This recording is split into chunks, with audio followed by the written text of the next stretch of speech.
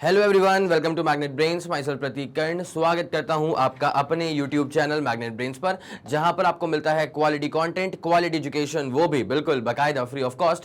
KG से लेकर के क्लास 12 तक का पूरा एजुकेशन सब आपको मिल जाएगा डिटेल्ड वीडियो फॉर्मेट में। और अगर आप हिंदी मीडियम के स्टूडेंट हैं तो आप जानते हैं क्या करना है आपको। मैग्नेट ब्रेन्स का हिंदी मीडियम चैनल भी है, जा करके सब्सक्राइब कर लीजिएगा और याद से, एकदम याद से ना, नोटिफिकेशन ऑन कर लीजिएगा, ठीक है। इससे होता क्या है ना कि जैसे हिंदी मीडियम के चैनल पर कोई भी वीडियो अपलोड होता है, चाहे वो रिकॉर्डिंग हो, चाहे कोई लाइव क्लास हो, चाहे कोई लाइव अपडेट हो, तो उसकी जानकारियां, उसके नोटिफिकेशन सबसे पहले आप तक पहुंच जाएंगी। आप किसी भी कंडीशन में कुछ भी मिस आउट नहीं करेंगे। बस एक बात का आप खास ख्याल रखें कि हिंदी मीडियम के चैनल पर क्लास 6 से क्लास 12 तक का पूरा कंटेंट अवेलेबल है। कौन कौन से स्टेट बोर्ड से सर? एमपी बोर्ड है, बिहार बोर्ड है, यूपी बोर्ड है, राजस्थान बोर्ड है और दिल्ली बोर्ड है। और अगर आपको ई नोट्स या ई बुक्स चाहिए तो इसी वीडियो के डिस्क्रिप्शन में एक लिंक मिलेगी, आपको जा करके आप चेकआउट करें, वहां से आप ई नोट्स और ई बुक्स भी अवेल कर सकते हैं, ठीक है। तो चलें अब जरा कहानी को शुरुआत देते हैं। Class 11 physics chapter 8 mechanical properties of solids के अंदर एक तरफा टॉपिक लेकर के आ गया हूं, हुक्स लॉ, और इसी के साथ साथ जुड़ा हुआ है इलास्टिक मॉड्यूलाई, ठीक है। जहां पे आपसे ना बात की जाएगी तीन तरह के मॉड्यूलस ऑफ इलास्टिसिटी की, यंग्स मॉड्यूलस, शियर मॉड्यूलस और बल्क मॉड्यूलस, ठीक है। तो चलें बिना समय लगाए जल्दी से जल्दी आते हैं इस वीडियो के अंदर। तो पहले हम शुरुआत करने वाले हैं हुक्स लॉ से। और हुक्स लॉ को समझने के लिए ना होता क्या है कि आपको दो चीजों की जानकारी बहुत ही तगड़ी होनी चाहिए, ठीक है। सर किन किन चीजों के बारे में आप बात करें? तो एक स्ट्रेस के बारे में आपको जानकारी पूरी होनी चाहिए, और दूसरा होता है स्ट्रेन, ठीक है। तो स्ट्रेन बेसिकली क्या होता है ना कि जैसे अगर किसी भी बॉडी के शेप एंड साइज में कुछ अगर चेंज आ रहा है तो आप कहते हो कि बॉडी में स्ट्रेन आ गया। क्या कहते हो? आपकी बॉडी में सर क्या आ गया? स्ट्रेन आ गया। और वहीं पे स्ट्रेस क्या होता है? तो stress is basically the pressure only, ठीक है। और प्रेशर क्या होता है? Pressure is the force acting per unit area, ठीक है। तो अब जरा यहां पे देखा जाए क्या लिखा हुआ है इसके अंदर कि from the experimental study made by Hooke in connection with extension produced in the wire and load applied, he formulated a law known as Hooke's law, ठीक है। मतलब कुछ नहीं करा, एक स्प्रिंग लिया, ठीक है, स्प्रिंग के नीचे एक लोड को अप्लाई करा, उसके बाद लोड को बढ़ाते गए तो फिर एक्सटेंशन कितना ज्यादा होता गया, ठीक है। मतलब जो लोड अप्लाइड है उसकी वैल्यू को चेंज करते जाओ तो वायर में कितना एक्सटेंशन होगा उसकी बेसिकली स्टडी करी गई, और वहां से जो भी ऑब्जर्वेशन निकले उसको फॉर्मुलेट कर दिया in the form of hooks law, ठीक है। तो जरा गौर करें जो लिखा हुआ है, फ्रॉम द एक्सपेरिमेंटल सेटअप, ठीक है, फ्रॉम द एक्सपेरिमेंटल स्टडी, मतलब एक्सपेरिमेंटल लॉ है। पहली बात तो ये किसने किया था? हुक्स ने किया था, ठीक है। इन कनेक्शन विद, अच्छा उसमें हुआ क्या था कि पहली बात तो लोड आपने अप्लाई करा था, ठीक है। क्या अप्लाई करा आपने? यहां बना तो हुआ है, ठीक है, ये स्प्रिंग था। और उसके बाद अच्छा कितना एक्सटेंशन प्रोड्यूस हो रहा है ना इस वायर के अंदर, इस बात को मेजर करने के लिए हमने साथ में अटैच क्या करके रख दिया था? एक स्केल अटैच करके रख दिया, ठीक है।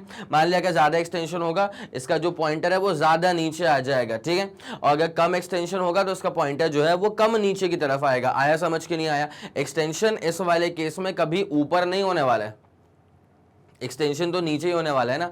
तो यहाँ पे क्या हो रहा है कि जैसे आप ज्यादा लोड अप्लाई करोगे ना तो स्प्रिंग जो है ना बेसिकली इलास्टिक बिहेवियर तो शो करती है, ठीक है। इलास्टिक बिहेवियर का मतलब सिर्फ ये नहीं है कि खिंच जाना, ठीक है। इलास्टिक बिहेवियर का मतलब ये होता है कि अगर डिफॉर्मिंग फोर्स ने इस बॉडी को खींच दिया तो जब डिफॉर्मिंग फोर्स को रिमूव करूंगा ना तो बॉडी अपने शेप को वापस से रीगेन कर लेगी। ये जो वापस से अपने शेप को रीगेन करने का मसला होता है ना, that is basically the elastic behaviour, ठीक है। That is basically the elastic behaviour. आई मेरी बात समझ में? तो अगर कोई चीज पे हमने डिफॉर्मिंग फोर्स अप्लाई करा तो उसने अपना शेप चेंज कर दिया, दैट्स फॉर श्योर, ठीक है। लेकिन अब जब मैंने डिफॉर्मिंग फोर्स को रिमूव करा, अब ये मटेरियल कैसे बिहेव करेंगे ना, दैट विल डिफाइन कि वेदर ये प्लास्टिक बिहेवियर है या फिर इलास्टिक बिहेवियर है। डिफॉर्मिंग फोर्स को रिमूव करने के बाद, फिर से सुनना मेरी बात को अच्छे से, ठीक है।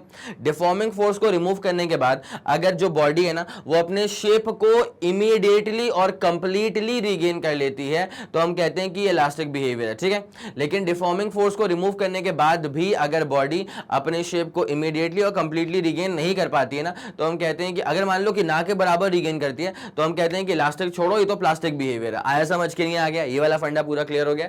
यस क्लियर है। तो यहां पे इन्हीं ऑब्जर्वेशंस को लेते हुए कि भैया कितना लोड अप्लाई करा तो वायर में कितना एक्सटेंशन प्रोड्यूस हुआ, इन्हीं ऑब्जर्वेशंस को लेते हुए हुक ने एक लॉ फॉर्मुलेट किया था which is basically called as the Hooke's law. ठीक है, बड़ा ही सिंपल सा लॉ है, इसके अंदर ज्यादा कुछ कॉम्प्लिकेशंस है नहीं। तो अगर आप बस ये दो चीजें अपने दिमाग में डन कर लें कि स्ट्रेस और स्ट्रेन क्या होता है। ठीक है, स्ट्रेस देखो भैया, जैसे यहाँ पे क्या हो रहा है, जब हमने ये लोड को अप्लाई करा, ठीक है, तो देयरफॉर यहाँ पे क्या हो रहा है कि force is acting over a unit area. ठीक है, तो यहाँ पर भी क्या हो जाएगा कि इसको आप स्ट्रेस तो मान सकते हो ना, ऑब्वियसली लोड अप्लाई करा पर यूनिट एरिया, तो दैट बिकम्स व्हाट, स्ट्रेस। ठीक है, और जब स्ट्रेस आपने अप्लाई करा तो इसके शेप में आ गए चेंजेस। ठीक है, और शेप में कितना चेंज आया, इस स्प्रिंग के अंदर कितना एक्सटेंशन हुआ, इसको आप मेजर करते हो इस पॉइंटर से जो कि स्केल पे ग्राफ कर रहा है, मतलब पॉइंट कर रहा है। ठीक है, कोई दिक्कत वाली बात नहीं है। तो ज्यादा लोड अप्लाई करने से एक्सटेंशन भी ज्यादा आएगा, इस तरह की चीजें जो है ना वो फॉर्मुलेट की गई हैं हुक्स लॉ के अंदर। ठीक है, तो स्ट्रेस और स्ट्रेन का पूरा मसला है। ठीक है,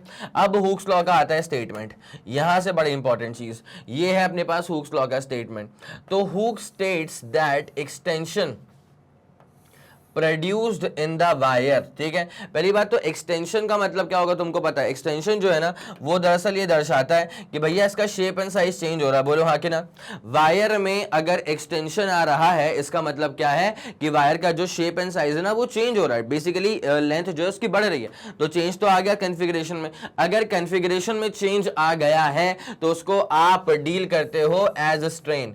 अगर कन्फिग्रेशन में चेंज आ गया है तो फिर आप इसको डील करते हो as what, as strain deal करते हो। ठीक है, तो क्या लिखा है, Hooke states that the extension produced in the wire is directly proportional to the load applied। ठीक है, तो जितना, अब अगर आप एक्सटेंशन को स्ट्रेन समझते हो, मेरी बात सुनना अच्छे से, अगर आप एक्सटेंशन को स्ट्रेन समझते हो तो जो यहाँ पे जो लोड अप्लाई हुआ है, ये लोड को अप्लाई करने से क्या होता है, the load is basically the force acting per unit area. ठीक है, अब ये जो force acting per unit area है इसी को तो स्ट्रेस कहा जाता है। ये जो force acting per unit area है इसी को तो स्ट्रेस कहा जाता है। क्या तुम्हें समझ में आ गई ये वाली बात, जल्दी बताओ आया समझ में। तो यहाँ पे क्या कहा गया, कितनी आरामदायक बात कही गई है भाई, ये बात तो हम पहले से जानते थे।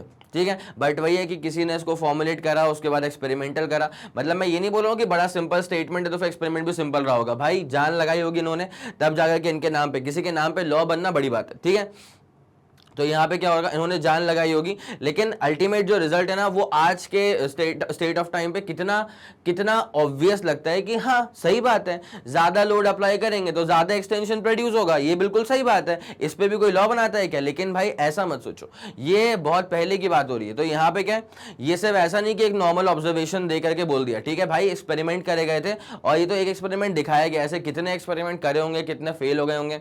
और इसके बाद पता है क्या होता है, हुक्स लॉ के बाद ना ये समझ में आता है कि भाई लोड और स्ट्रेस, ठीक है, ये हमेशा प्रोपोर्शनल नहीं होते। जब तक प्रोपोर्शनल है तब तक हुक्स लॉ फॉलो हो रहा है, बट उसके बाद एक पॉइंट ऐसा भी आता है जब ज्यादा लोड अप्लाई करोगे बट फिर भी कम स्ट्रेन आया, कभी कभी ऐसा भी हो जाता है। ठीक है, तो फिर वो अलग मसला हो जाता है। लेकिन जब तक आप हुक्स लॉ के अंतर्गत बात करोगे तो क्या लिखा हुआ है, extension produce in the wire is directly proportional to the load applied. ठीक है, क्या आप लोग के दिमाग में ये वाला फंडा बैठ गया सही से। ठीक है सर, ठीक है, अब मैं आप लोग को यहाँ पे दिखा देता हूँ हुक्स लॉ का बेसिक पूरा। Hooke's law,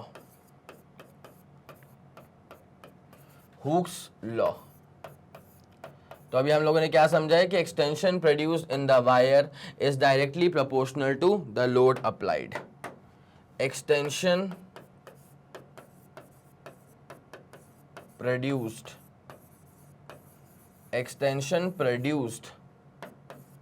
in the wire is directly proportional to the load applied। ठीक है, अच्छा आप लिखने को तो उसको फिर ऐसे भी लिख सकते हो कि ज्यादा लोड अप्लाई करोगे, इसको आप ऐसे भी लिख सकते हो कि ज्यादा लोड अप्लाई करोगे, ज्यादा लोड अप्लाई करोगे तो ज्यादा एक्सटेंशन आएगा, ज्यादा लोड अप्लाई करोगे तो ज्यादा एक्सटेंशन प्रोड्यूस होगा, ठीक है। अब ना इसको मैंने ऐसे क्यों लिखा है, बिकॉज अब जरा सोचते हो, चलो मैंने तुमको यहां पे साफ साफ बता दिया था कि जो लोड अप्लाई है ना उसको आप विजुअलाइज करो as a form of stress only, ठीक है। और जो यहाँ पे स्ट्रेन एक्सटेंशन प्रोड्यूस हो रहा है ना, इसको आप विजुअलाइज करो as a form of strain only, ठीक है। तो लोड को अपन स्ट्रेस बोलेंगे, एक्सटेंशन को अपन क्या बोलेंगे, स्ट्रेन बोलेंगे।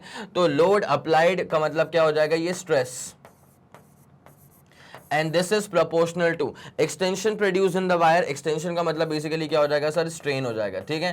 तो stress is basically proportional to क्या हो जाएगा सर, स्ट्रेन हो जाएगा, ठीक है। ये बेसिकली आप कह सकते हैं कि हुक्स लॉ का जो मैथमेटिकल इंटरप्रिटेशन है, हुक्स लॉ का जो मैथमेटिकल इंटरप्रिटेशन है वो यही वाला है, बोलो हाँ कि ना। हुक्स लॉ का जो मैथमेटिकल इंटरप्रिटेशन है वो यही वाला है कि स्ट्रेस इज प्रोपोर्शनल टू क्या होता है सर, स्ट्रेन होता है, ठीक है। अब जरा गौर करना एक बहुत ही उम्दा बात पे, देखो भाई स्ट्रेस लिखा, जैसे मैंने इक्वल टू लगा दिया, ठीक है। अब मेरी बात सुनते हुए चलना, गलती मत करना, यहां पे स्ट्रेन तो आ ही रहा है, इसमें कोई दो राय है नहीं, यहां पर स्ट्रेन तो आ ही रहा है, इसमें कोई दो राय नहीं है। लेकिन इंटरेस्टिंग बात यहां पे क्या होती है ना सर, कि जैसे आपने इक्वल टू लगा दिया तो यहां पे क्या आ जाएगा, एक प्रोपोर्शनैलिटी कांस्टेंट। क्या आ जाएगा सर, यहां पर आ जाएगा एक प्रोपोर्शनैलिटी कांस्टेंट, और उसके बाद ये बन जाएगी तुम्हारे पास में इक्वेशन, ठीक है। क्या तुम्हें ये वाली बात समझ में आ रही है? तो मतलब हुक्स लॉ में ये कहा गया था कि the extension produce in the wire is directly proportional to load applied. जितना ज्यादा लोड अप्लाई करोगे, कौन सा वायर सर, ये वाला वायर, इसको वायर बोल के रखा स्प्रिंग को, ठीक है। तो जितना ज्यादा लोड अप्लाई करोगे उतना ज्यादा वायर में क्या आएगा सर, एक्सटेंशन आएगा। और इतनी सी आरामदायक बात जो थी ना वो थी हुक्स लॉ की, ठीक है। और ये सब कारनामा होता है with in the elastic limit. ये सब जो कारनामा होता है ना कि लोड अप्लाई करोगे जितना उतना ज्यादा एक्सटेंशन प्रोड्यूस होगा, ये सब चीजें वैलिड है only under the elastic limit, ठीक है। अब इलास्टिक लिमिट क्या होता है ये मैं डिस्कस कर चुका था प्रीवियस लेक्चर के एंडिंग पे, ठीक है। मैं एक बार फिर से आप लोग को इस बात से वाकिफ करवा देता हूं कि व्हाट इज इलास्टिक लिमिट। अगर मैंने किसी बॉडी पे मान लिया 100 न्यूटन का फोर्स अप्लाई करा, ठीक है, उसकी जो इलास्टिक लिमिट है ना, मान लेते हैं 100 न्यूटन है, वो उस गिवन मटेरियल की एक इलास्टिक लिमिट नाम की वैल्यू है जो कि गिवन है 100 न्यूटन। बस इतना अभी दिमाग में चमकाओ, ठीक है।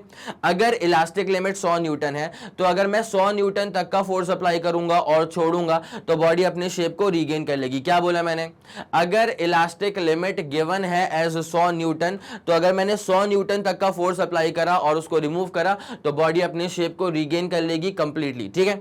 लेकिन अगर मेरा जो डिफॉर्मिंग फोर्स है ना वो 100 न्यूटन के बियॉन्ड चला गया, 100 न्यूटन के बियॉन्ड जाना, इसका मतलब इलास्टिक लिमिट के बियॉन्ड जाना, ठीक है। अगर मैंने इलास्टिक लिमिट के बियॉन्ड फोर्स अप्लाई कर दिया और अगर मैं अब इस फोर्स को छोड़ भी दूंगा ना तो बॉडी अपने शेप को कंप्लीटली रिगेन नहीं कर पाएगी, उसके अंदर एक सॉर्ट ऑफ इलोंगेशन आ जाएगा। क्या आप लोग को ये वाली बात समझ में आ गई है?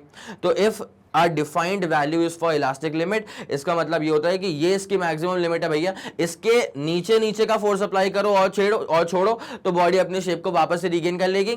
लेकिन अगर इलास्टिक लिमिट के बियॉन्ड आपने फोर्स अप्लाई कर दिया, अब अगर आप उस फोर्स को छोड़ भी दोगे ना तब भी बॉडी अपने शेप को कंप्लीटली रीगेन नहीं कर पाएगी, उसके अंदर एक परमानेंट डिफॉर्मेशन आ जाएगा। आइए आपको ये वाली पूरी बात समझ में, ठीक है। चलो, तो Hooke's law states that the extension produce in the wire is directly proportional to what the load apply, ठीक है। पहली बात तो ये डन हो चुकी है। अब आ जाओ आगे बढ़ो। within elastic limit the stress developed is directly proportional to the strain produced in the body, ठीक है। ये भी हुक्स लॉ का स्टेटमेंट ही है, ठीक है, ये भी हुक्स लॉ का स्टेटमेंट ही है।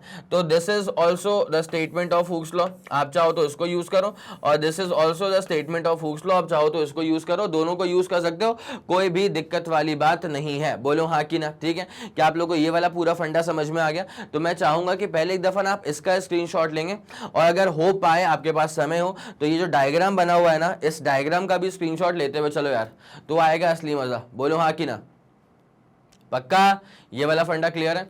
तो यहां पे हम लोगों ने अभी बेसिकली क्या देख लिया कि हाँ ठीक है, extension in the wire is proportional to load applied, वो तो होता ही है। लेकिन उसको ना अगर आप बहुत ही क्लासी टर्म्स में लिखना चाहें, मतलब अगर आप स्ट्रेस और स्ट्रेन के टर्म्स में लिखना चाहें, तो this is going to be the entire mathematical representation, ठीक है। तो बेसिकली एक फॉर्मूला ही डेवलप हो गया, यहाँ से कौन सी दिक्कत वाली बात है, ठीक है। यहाँ से क्या हो गया सर, एक फॉर्मूला ही डेवलप हो गया है जहां पे स्ट्रेस और स्ट्रेन का रिलेशन आ रहा है, कोई दिक्कत नहीं है सर, पूरा फंडा क्लियर। आगे बढ़े, ओके। इसका आप लोग स्क्रीनशॉट ले चुके थे बकायदा।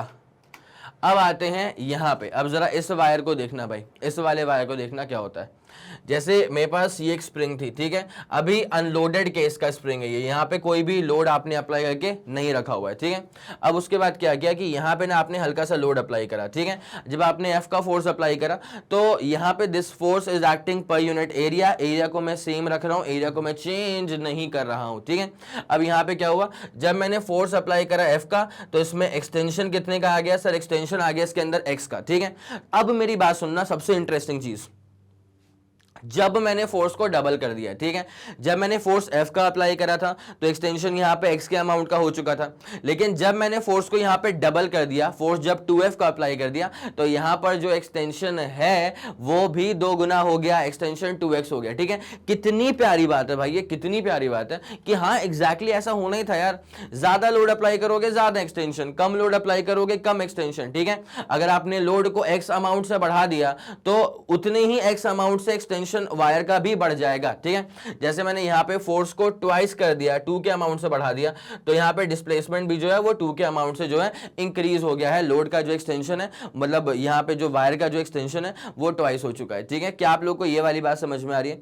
ओरिजिनल लेंथ की बात नहीं कर रहा हूं, एक्सटेंशन की बात कर रहा हूं, ठीक है। ये जो लाइन मैंने यहां पे डाल के रखी है ना, ये शो कर रहा है कि this is the original configuration. देख लो अनलोडेड है ये, ठीक है। यहां पे मैंने कोई लोड अप्लाई नहीं करके रखा है, दिस इज बेसिकली अनलोडेड। जैसे लोड अप्लाई करा तो करस्पॉन्डिंग जो एक्सटेंशन है वो प्रोड्यूस हुए, एफ का लोड अप्लाई करा तो यहां पे एक्सटेंशन एक्स आ गया, अगर लोड को डबल कर दिया तो एक्सटेंशन भी आप देख पा रहे हैं कि एक्सटेंशन भी जो है वो यहां पे डबल हो चुका है, ठीक है। क्या आप लोग को ये वाला फंडा शानदार जानदार तरह से समझ में आ रहा है? एक बार मुझे आप यहां तक का कंफर्मेशन देंगे कि आप लोग को यहां तक का फंडा जो है वो शानदार तरह से समझ में आ रहा है? सर बिल्कुल आ रहा है, ठीक है, कोई दिक्कत वाली बात नहीं है। तो ये वाला जो पूरा फंडा है वो समझ में आ गया आप लोग को, है ना। चलो आगे बढ़े, डायग्राम क्लियर था। चलो अभी जो हमने चीजें फिगर आउट करी हैं वो ये था कि इलास्टिक लिमिट के अंदर खेलना है भाई। हुक्स लॉ में ना इस बात को नोट कर लेना कि stress is proportional to strain only within the elastic limit. क्या बोला मैंने कि stress is going to be proportional to strain but only within the elastic limit, ठीक है। अब जरा गौर करेंगे according to Hooke's law within elastic limit, according to Hooke's law within elastic limit क्या होता है sir कि स्ट्रेस जो होता है ना वो होता है स्ट्रेन के proportional. Stress is basically proportional to what, strain हो जाता है। अगर स्ट्रेस और स्ट्रेन एक दूसरे के डायरेक्टली प्रोपोर्शनल हैं तो यहां पे प्रोपोर्शनैलिटी कांस्टेंट के तौर पे क्या आ जाएगा सर, ई आ जाएगा। क्या बोला मैंने? अगर स्ट्रेस और स्ट्रेन एक दूसरे के डायरेक्टली प्रोपोर्शनल हैं तो वहां पे प्रोपोर्शनैलिटी कांस्टेंट के तौर पे किसका आगमन हो गया सर, ई का हो गया। और इस ई को हम कहते हैं, भाई तुमने इसका स्क्रीनशॉट लिया था क्या? अगर तुमने इसका स्क्रीनशॉट लिया था ना तो बस एक चीज यहां पे और कर लेना, ई जो था ना इसे कहा जाता है modulus of elasticity.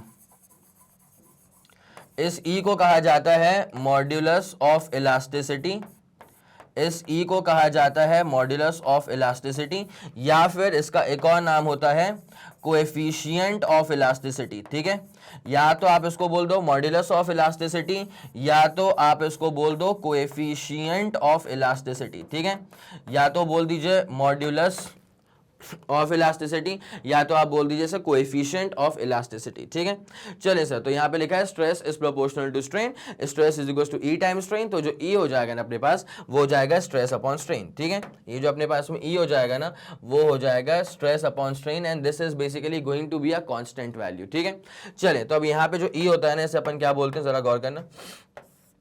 E is known as the coefficient of elasticity या फिर आप इसको बोल देंगे मॉड्यूलस ऑफ इलास्टिसिटी, ठीक है। जो E आ रहा है इसको आप बोल दीजिए coefficient ऑफ इलास्टिसिटी या तो बोल दीजिए modulus of elasticity of a body which is independent of the magnitude, which is independent of the magnitude of stress and strain but depends upon the nature of material of the body, ठीक है। इस वाले फॉर्मूले को देख के लग जाता है आपको क्या स्ट्रेस और स्ट्रेन पर डिपेंड तो कर रहा है, फॉर्मूले में तो दिख रहा है कि मॉड्यूलस ऑफ इलास्टिसिटी जो है वो स्ट्रेस और स्ट्रेन पे डिपेंड कर रहा है, बट असलियत में जो मॉड्यूलस ऑफ इलास्टिसिटी है मतलब जो ई है वो ना ही स्ट्रेस पे डिपेंड करता है ना ही स्ट्रेन पे डिपेंड करता है, वो डिपेंड करता है upon the nature of material of the body, वो डिपेंड करता है on the nature of material of the body and the manner in which the body is deformed.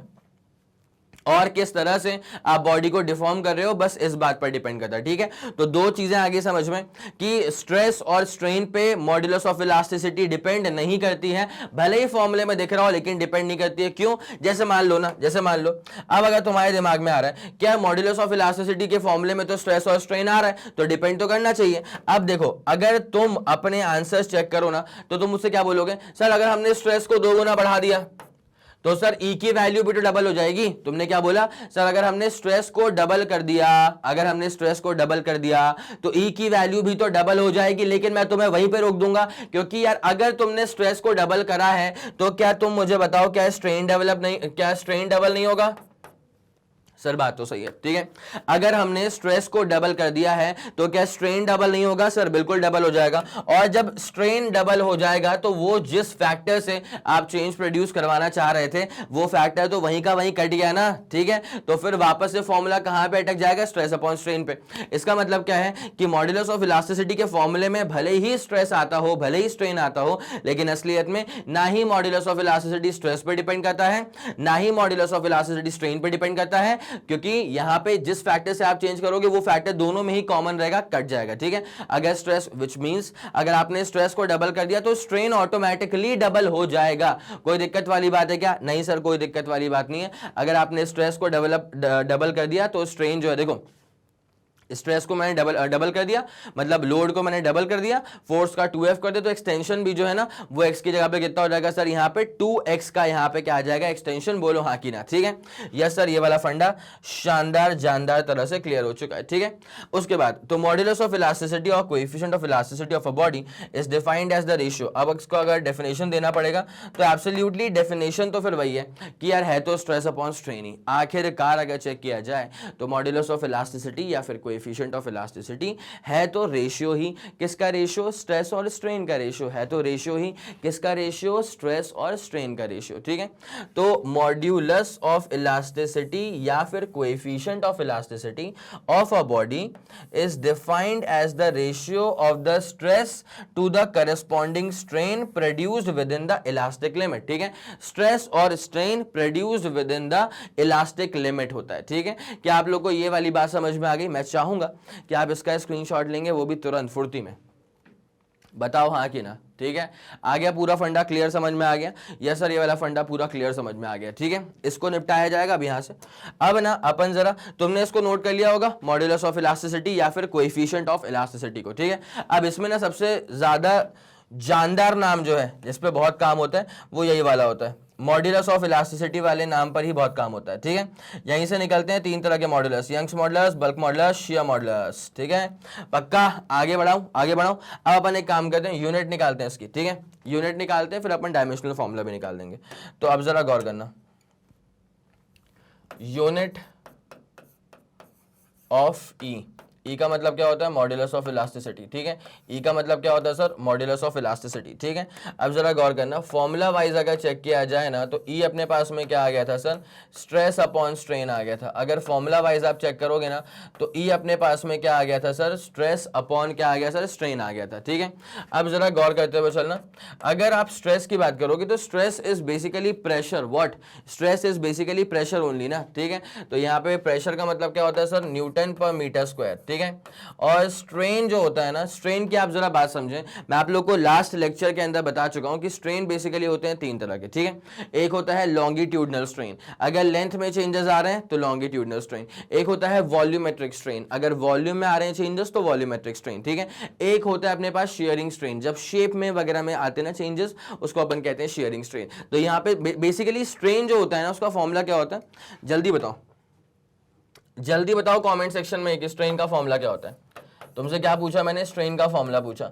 Sir strain का फॉर्मूला होता है चेंज इन कॉन्फ़िगरेशन। स्ट्रेन का formula क्या हो जाता है sir? Change in configuration upon, ऊपर आता है चेंज इन कॉन्फ़िगरेशन अपॉन, नीचे आ जाता है सर ओरिजिनल कॉन्फ़िगरेशन, ठीक है। चेंज इन कॉन्फ़िगरेशन अपॉन, नीचे आ जाएगा सर ओरिजिनल कॉन्फ़िगरेशन। मान लेते हैं फॉर एग्जांपल, अगर अपन लेंथ के स्ट्रेन की बात करें, अगर अपन बात करते हैं लॉन्गिट्यूडनल स्ट्रेन, मतलब लेंथ में आने वाले स्ट्रेन की बात करेंगे, तो चेंज इन लेंथ वो भी मीटर्स में होगा, और ओरिजिनल लेंथ वो भी मीटर्स में होगा, तो मीटर से मीटर कट डाउन हो जाएगा, तो strain is going to be a unitless quantity. क्या तुम्हें ये वाली बात समझ में आ रही है?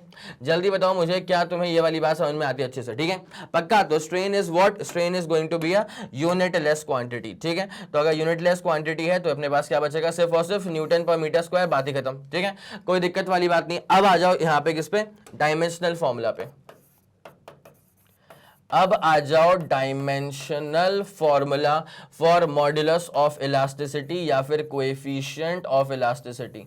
Dimensional formula of modulus of elasticity या फिर कोएफिशिएंट ऑफ इलास्टिसिटी। ठीक है, तो ये अपने पास में क्या आ गया था sir? Newton per metre square आ गया था। ठीक है, अब जरा गौर करना अच्छे से। न्यूटन क्या होता है? फोर्स होता है, और फोर्स बेसिकली क्या होता है सर? फोर्स अपन करते हैं MLT-2। ठीक है, फोर्स अपन करते हैं MLT-2। नीचे लिखा है मीटर का स्क्वायर। मीटर का स्क्वायर मतलब क्या हो जाएगा सर? लेंथ का स्क्वायर हो जाएगा। मीटर का स्क्वायर मतलब क्या हो जाएगा सर? लेंथ का स्क्वायर हो जाएगा। तो यहां पे अपने पास में कितना हो जाएगा? M, नीचे काटेंगे इसको तो L-1 और इसको अपन करेंगे तो T-2। ठीक है, बोलो हाँ कि ना? ML-1 और उसके बाद क्या हो जाएगा? T-2। बस इतनी सी बात है। क्या तुम्हें ये वाला फंडा पूरा शानदार तरह समझ में आ रहा है? यूनिट ऑफ ई क्या होता है और डायमेंशनल फॉर्मूला फॉर ई क्या होता है? जल्दी आप इसका स्क्रीनशॉट लेंगे, फिर अपन कहानी में आगे की तरफ बढ़ते हैं। बोलो हाँ कि ना? ठीक है, ये वाला फंडा पूरा क्लियर है? 3, 2, 1 ready go. Super done and super clear हो चुका है सर। ठीक है, चलें भैया। ओके ओके सर, तो ये वाली चीजें पूरी क्लियर हो चुकी थी। अब उसके बाद फिर अपन ने यहाँ पे लिख लिया था कि एसआई यूनिट क्या होती है? न्यूटन पर मीटर स्क्वायर होती है फॉर मॉडुलस ऑफ इलास्टिसिटी।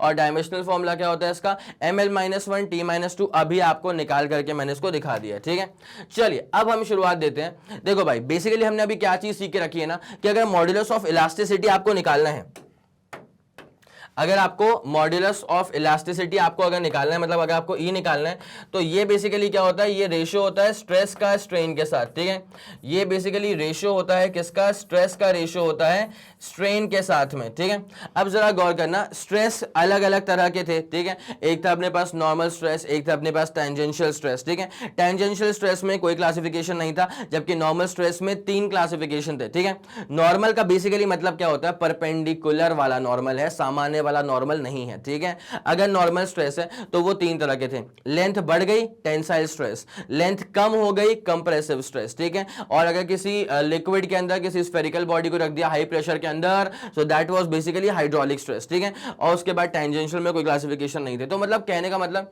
अलग अलग तरह के स्ट्रेस होते हैं, करेस्पॉन्डिंगली अलग अलग तरह के स्ट्रेन भी होते हैं। लेंथ में चेंज आ गया लॉन्गिट्यूडनल स्ट्रेन, वॉल्यूम में चेंज आ गया वॉल्यूमेट्रिक स्ट्रेन, शेप में चेंज आ गया शेयरिंग स्ट्रेन। ठीक है, तो अब क्या होता है कि अलग अलग तरह के स्ट्रेस, अलग अलग तरह के स्ट्रेन, तो उसका रेशियो अपन निकालेंगे ना, तो उसके बाद समझ में आता है कि भैया मॉड्यूलस ऑफ इलास्टिसिटी, ये जो ई है ना, ये भी अलग अलग तरह का हो सकता है। किस किस तरह का हो सकता है सर? ये पहला हो सकता है यंग्स मॉड्यूलस ऑफ इलास्टिसिटी, फिर हो सकता है बल्क मॉड्यूलस ऑफ इलास्टिसिटी, फिर हो सकता है share modulus of elasticity.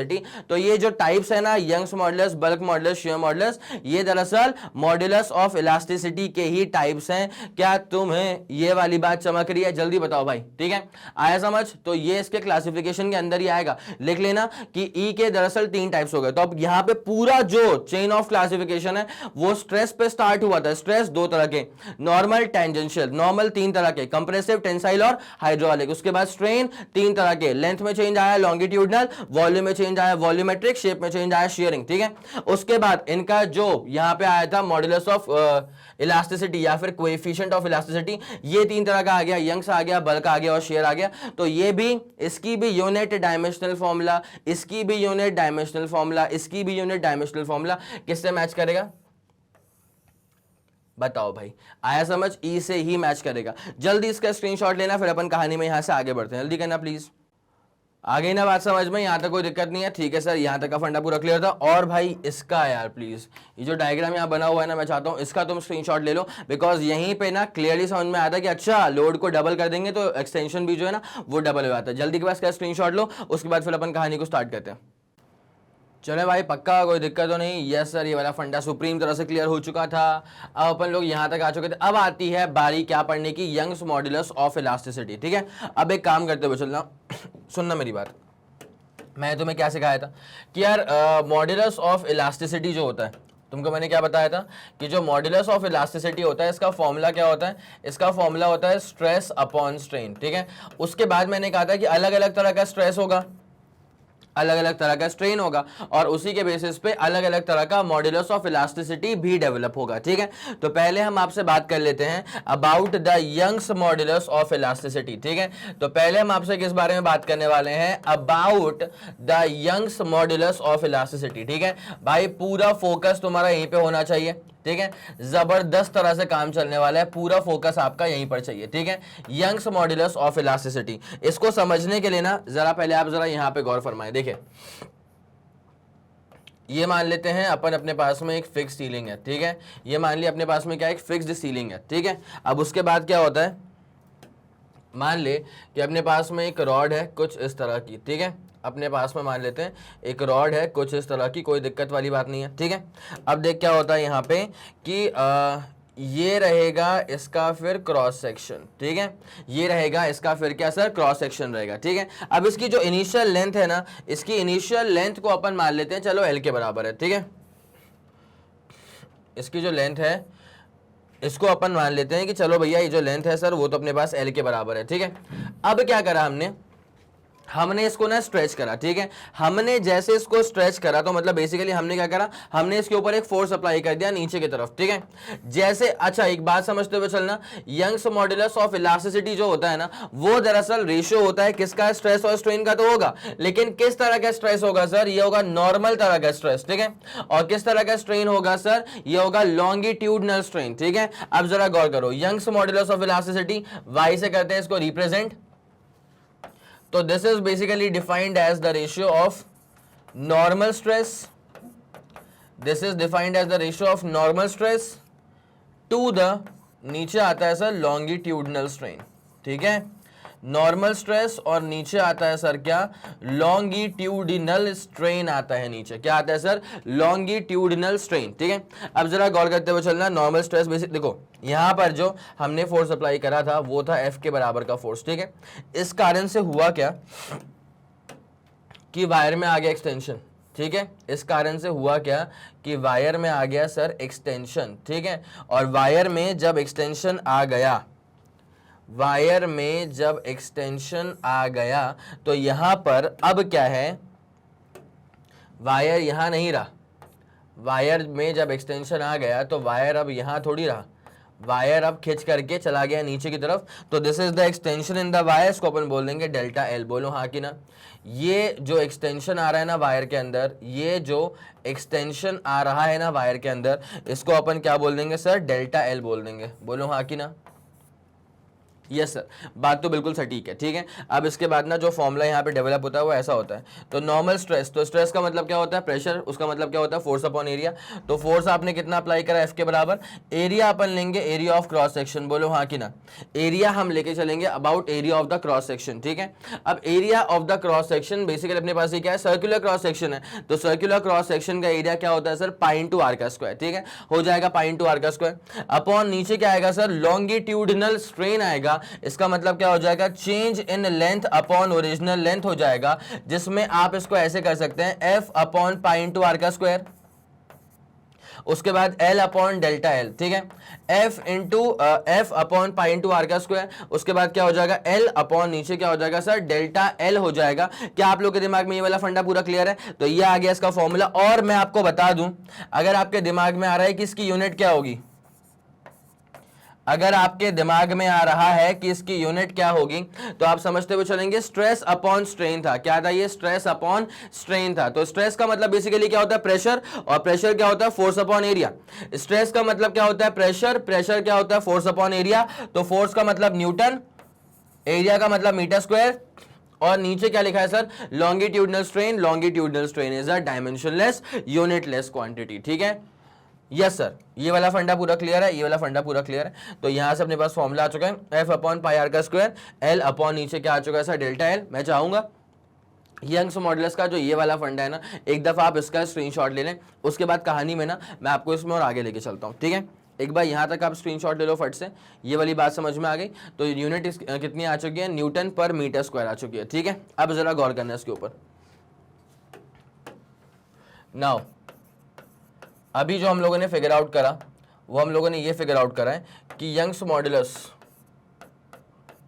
F upon pi are का square L upon delta L. ठीक है, देखो भाई पाई आर का स्क्वायर ये पूरा कांस्टेंट रहता है, इनिशियल लेंथ वो कांस्टेंट थी। अब फॉर अ गिवन फोर्स, अगर कोई गिवन कांस्टेंट फोर्स है, ठीक है, तो फॉर अ गिवन फोर्स ये अपन कह सकते हैं कि फिर तो Young's modulus is inversely proportional to क्या हो जाएगा सर, डेल्टा एल। क्या बोला मैंने, for a given force Young's modulus क्या हो जाएगा सर, इनवर्सली प्रोपोर्शनल टू क्या हो जाएगा सर, डेल्टा एल हो जाएगा। जिसका सीधा साधा मतलब ये है कि अगर यंग्स मॉड्यूलस की वैल्यू ज्यादा हुई, ठीक है, ध्यान देना अच्छे से, इसका सीधा मतलब यह है कि अगर यंग्स मॉड्यूलस की वैल्यू ज्यादा हुई तो फिर चेंज इन लेंथ जो है वो कम हो जाएगा, मतलब लेंथ में कम एक्सटेंशन आएगा, लेंथ में कम चेंजेस आएंगे। अब तुम एक बात सोच के देखो, ठीक है, तुम्हारे पास दो रबर बैंड है मान लो, ठीक है, अब मैंने दोनों पे कांस्टेंट फोर्स अप्लाई करा, अब एक ज्यादा खिंच रहा है, मतलब एक में डेल्टा एल ज्यादा आ रहा है, एक कम खिंच रहा है, मतलब उसमें डेल्टा एल कम आ रहा है। तो भाई साहब जो ज्यादा खिंच गया इसका मतलब क्या, उसकी टेंडेंसी कम थी अपने शेप में रहने की, इसका मतलब ये कि जो ज्यादा खिंच गया वो कम इलास्टिक था, और जो कम खिंचा फॉर अ गिवन फोर्स अगर उसके अंदर कम एक्सटेंशन प्रोड्यूस हुआ मतलब वो स्टिफ है, ठीक है, तो अगर वो कम खिंचेगा इसका मतलब उसकी इलास्टिसिटी ज्यादा है, ठीक है। तो इस चेन ऑफ थॉट के अनुसार यंग्स मॉड्यूलस अगर ज्यादा है तो आप जरा इस वाले फॉर्मूले पे नजर डालें, अगर यंग्स मॉड्यूलस ज्यादा है तो डेल्टा एल कम हो जाएगा, डेल्टा एल कम आ रहा है इसका मतलब क्या हो रहा है कि चेंज कम आ रहा है, कॉन्फ़िगरेशन में जो चेंज है वो कम आ रहा है। अगर डेल्टा एल कम हो रहा है इसका मतलब जो चेंज इन द कॉन्फ़िगरेशन है वो कम हो रहा है, और कॉन्फ़िगरेशन में चेंज कम आना इसका मतलब क्या होता है कि वो ज्यादा इलास्टिक है। अगर कॉन्फ़िगरेशन में चेंजेस कम आ रहे हैं इसका मतलब सीधे तौर पे ये है कि इलास्टिसिटी फिर वहां पे ज्यादा है, ठीक है। तो आपको बस ये दो फंडों पे अच्छे से गौर करते हुए चलना था। यंग्स मॉड्यूलस ज्यादा तो इसका मतलब क्या है सर, इलास्टिसिटी ज्यादा, ठीक है। अब मान लिया अगर यंग्स मॉड्यूलस कम है, मान लिया अगर यंग्स मॉड्यूलस की वैल्यू कम है, इसका मतलब क्या होता है, अगर इस वाले फॉर्मूले को देखो अच्छे से भाई, दिल में बसा के रखो, इस वाले फॉर्मूले को दिल में बसा के रखो, इस वाले फॉर्मूले को, ठीक है। अगर यहां पे मैंने क्या सिखाया कि अगर यहां पर मान ले यंग्स मॉड्यूलस की वैल्यू कम हो जाए, अगर y की वैल्यू कम हो जाएगी तो फिर चेंज इन लेंथ क्या है, बढ़ जाएगा, मतलब उसी गिवन फोर्स के लिए ज्यादा एक्सटेंशन प्रोड्यूस हो रहा है, मतलब ज्यादा वायर खिंच रहा है, इसका मतलब क्या है कि चेंज इन कॉन्फ़िगरेशन ज्यादा है। इसका मतलब क्या है सर, इसका मतलब यह है कि जो चेंज इन द कॉन्फ़िगरेशन है वो ज्यादा है। इसका मतलब यह है कि सर जो चेंज इन द कॉन्फ़िगरेशन है वो ज्यादा है, और अगर चेंज इन द कॉन्फ़िगरेशन ज्यादा है इसका मतलब ऑब्वियसली कम इलास्टिक है, ठीक है। तो इलास्टिसिटी यहां पे कैसी हो जाएगी सर, कम हो जाएगी। इलास्टिसिटी यहां पर कैसी हो जाएगी सर, इलास्टिसिटी यहां पर हो जाएगी कम, ठीक है। तो आपको बस इन चीजों पर ध्यान देना है, देखते हुए चलना। यंग्स मॉड्यूलस कम था तो इलास्टिसिटी भी कम हो गई, और यंग्स मॉड्यूलस ज्यादा था तो इलास्टिसिटी भी ज्यादा हो गई। क्या आप लोगों के दिमाग में ये वाला फंडा सही से बैठ चुका है, ठीक है। तो अब ना आप इसको दरअसल अलग से ऐसे लिख लीजिएगा कि Young's modulus is directly proportional to elasticity. भाई मैंने इसको बहुत बड़े में लिख दिया क्योंकि है बड़ी इंपॉर्टेंट चीज, ठीक है, मैंने इसको बड़े में लिख दिया है क्योंकि है ये बड़ी इंपॉर्टेंट चीज, ठीक है। जल्दी एक दफा आप इसका स्क्रीनशॉट लेंगे, फिर कहानी में आपको लेकर के आगे चलते हैं, ठीक है। जल्दी बताएं कि आप लोगों के दिमाग में ये वाला फंडा पूरा क्लियर है? यस सर, दिमाग में ये वाला फंडा शानदार जानदार तरह से क्लियर हो चुका है, ठीक है। चलो अब ना ये वाली चीज पूरी क्लियर हो गई, ठीक है। अब जरा गौर करना, यंग्स मॉड्यूलस का जो फॉर्मूला है ना, यंग्स मॉड्यूलस की बात चल रही है, ठीक है। इसका जो फॉर्मूला आया था ना वो अभी ये आया था, फोर्स पर यूनिट एरिया, उसके बाद एल आया था और नीचे आया था डेल्टा एल, ठीक है। तो आप जरा एक बात नोट करिएगा कि Young's modulus involves change in length, बोलो हाँ कि ना। Young's modulus involves change in length, और लेंथ में जो चेंजेस है ना वो सिर्फ सॉलिड में ही होते हैं। यंग्स मॉड्यूलस क्या करता है, इन्वॉल्व चेंज इन लेंथ, और लेंथ में जो चेंजेस है ना वो सिर्फ और सिर्फ सॉलिड्स में ही नजर आते हैं। लिक्विड और गैसेस में कैसे बोल सकते हैं कि लेंथ वगैरह चेंज हो रही है, कोई लॉजिक ही नहीं बैठता वहां पे। तो यहां मैंने क्या कहा कि अगर Young's modulus involve change in length, और लेंथ में चेंज सिर्फ सॉलिड्स में आता है, लेंथ में चेंज सिर्फ और सिर्फ सॉलिड्स में आता है, इसका मतलब ये हो गया कि Young's modulus deals with only solids but not with liquid and gases, ठीक है। ठीक है। तो Young's modulus involves change in length, पहली बात तो यह है कि length is associated with solids only, सिर्फ सॉलिड्स की तो लेंथ होती है, लिक्विड की लेंथ थोड़ी होती है, लिक्विड वेसल की, कंटेनर की लेंथ हो सकती है, वो भी सॉलिड ही होगा। तो length is associated with solids only, therefore Young's modulus deals only with solids,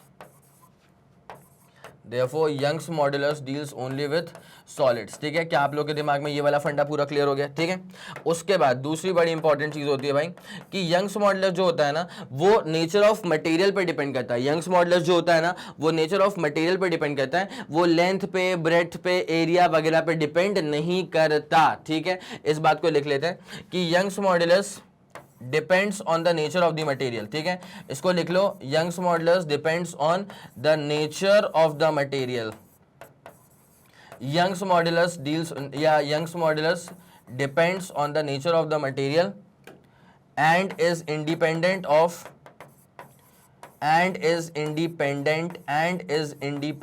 of length, breadth, area. Length पे डिपेंड नहीं करता, ब्रेड्थ पे डिपेंड नहीं करता, एरिया पे डिपेंड नहीं करता। क्या आप लोग के दिमाग में ये वाला फंडा पूरा क्लियर है? ठीक है, तो यंग्स मॉड्यूलस डिपेंड्स करेगा सिर्फ और सिर्फ नेचर ऑफ मटेरियल पे, लेंथ पे डिपेंड नहीं करेगा, ब्रेड्थ पे डिपेंड नहीं करेगा, एरिया पे डिपेंड नहीं करेगा। ठीक है, ये वाला फंडा आप लोगों को समझ में आ गया। और तीसरी सबसे इंपॉर्टेंट बात जो है ना वो कई दफा एमसीक्यूज में पूछी भी जाती है, काफी फेमस है, वो ये है कि यंग्स मॉड्यूलस टेम्परेचर पे डिपेंड करता है। ठीक है, and this basically decreases with temperature. ठीक है, यंग्स मॉड्यूलस जो है ना this basically decreases with increase in temperature. ठीक है, Young's modulus decreases with increase in temperature, मतलब गर्मी बढ़ाने से यंग्स मॉड्यूलस कम हो जाएगा, और यंग्स मॉड्यूलस कम हो जाएगा तो इलास्टिसिटी भी जो है वो कम हो जाती है। ठीक है, मान लो फॉर एग्जांपल अगर मैं तुम्हारे सामने ना ऐसे मान लो ये फिक्स सीलिंग है, ये रखे अपन ने फिक्स सीलिंग, कोई दिक्कत वाली बात नहीं है सर। यहाँ पर अब ज़रा गौर करते हुए चलना, तो यहाँ पर एक रॉड अपन ने यहाँ पे लगा के रखी है, कोई दिक्कत नहीं है, और एक रॉड हमने चलो यहाँ पर लगा करके रखी है, इसमें भी कोई दिक्कत नहीं है। ठीक है, अब मान लेते हैं इसका नाम रखा है अपन ने रॉड ए, वायर ए, इसका नाम है वायर बी। ठीक है, अब मान लेते हैं कि इसका जो यंग्स मॉड्यूलस है ना वो है 100 न्यूटन पर मीटर स्क्वायर, और इसका यंग्स मॉड्यूलस है 500 न्यूटन पर मीटर स्क्वायर। ठीक है, मैंने भी क्या सिखाया था, जिसका यंग्स मॉड्यूलस ज़्यादा होता है ना उसकी इलास्टिसिटी ज़्यादा होती है। ठीक है, तो जिसके अनुसार अगर इसका यंग्स मॉड्यूलस कम है तो इसका यंग्स मॉड्यूलस कम है तो इसकी जो इलास्टिसिटी है ना वो कम हो जाएगी, इसकी जो इलास्टिसिटी है ना वो हो जाएगी कम, और इसकी जो इलास्टिसिटी है वो हो जाएगी ज़्यादा। ठीक है, बोलो कोई दिक्कत तो नहीं है? अच्छा, जिसकी इलास्टिसिटी ज़्यादा है ना इसका मतलब उसमें चेंज इन लेंथ बहुत कम आएगा। ठीक है, तो अगर इसमें इलास्टिसिटी बहुत ज़्यादा है ना इसका मतलब यहाँ पे जो चेंज इन लेंथ है ना बी वाले में वो कम होगा, इसकी इलास्टिसिटी कम है तो चेंज इन लेंथ ए वाले में जो है वो ज़्यादा होगा। क्या ये वाले फंडे आप लोगों के दिमाग में सही से बैठ गए? सर बिल्कुल बैठ गए। मैं चाहूँगा कि अब ज़रा आप इसका स्क्रीन लेंगे, फिर अपन निकालते हैं Young's modulus for a perfectly rigid body. बोलो हाँ कि ना, आया पूरी बात समझ आ गई? यस सर आ गई। ठीक है, चलो इसका भी अपना स्क्रीनशॉट हो चुका है। अब आते हैं अपन यहाँ पे Young's modulus for a perfectly rigid body. किसकी बात करेंगे? यंग्स मॉड्यूलस की ही बात करेंगे।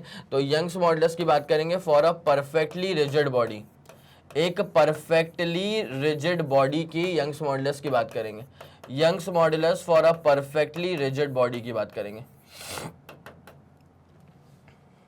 Young's modulus for a perfectly rigid body. अब जरा अच्छे से गौर करना, अगर कोई परफेक्टली रिजिड बॉडी है ना इसका मतलब ये होता है कि देखो अगर परफेक्टली रिजिड बॉडी है इसका मतलब उसके लेंथ वेंथ में चेंज बिल्कुल नहीं आएगा। आप कितना भी फोर्स अप्लाई करो, since the body is perfectly rigid, तो आप कितना भी फोर्स अप्लाई कर लो उसके लेंथ वगैरह में चेंजेस बिल्कुल भी नहीं आने वाले हैं। तो डेल्टा एल की वैल्यू कितनी हो जाएगी? 0। नाउ अब जरा मेरी बात पे आप गौर फरमाएंगे तो आपको समझ में आएगा कि सर यंग्स मॉड्यूलस क्या होता है? F upon pi into are का स्क्वायर, उसके बाद क्या होता है सर, एल अपॉन नीचे क्या आता है सर, डेल्टा एल आता है।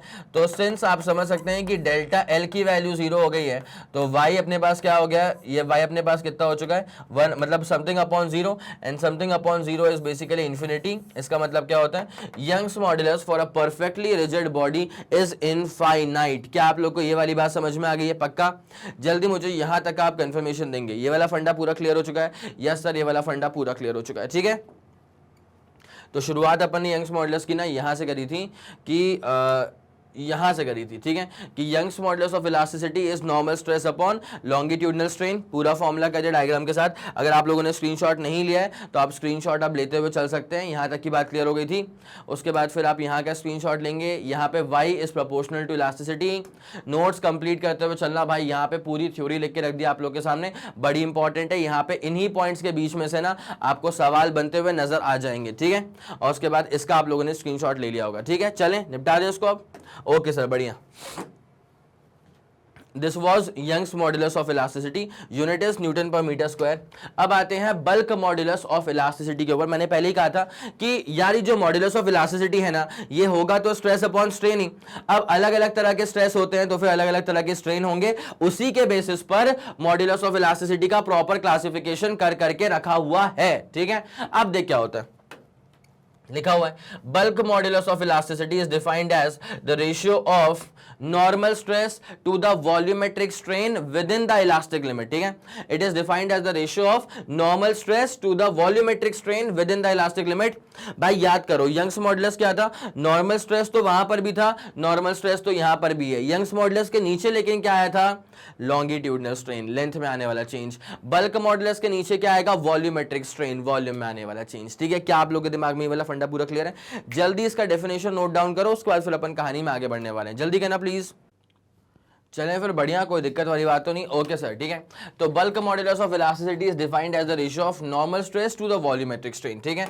अब जरा इसको इत्मीनान से एक दफा लिख दिया जाए कि sir bulk modulus of elasticity मतलब बी, ठीक है। तो now B is defined as the ratio of, कौन सा स्ट्रेस है सर, ये नॉर्मल स्ट्रेस है, ठीक है। ये कौन सा स्ट्रेस है सर, नॉर्मल स्ट्रेस है।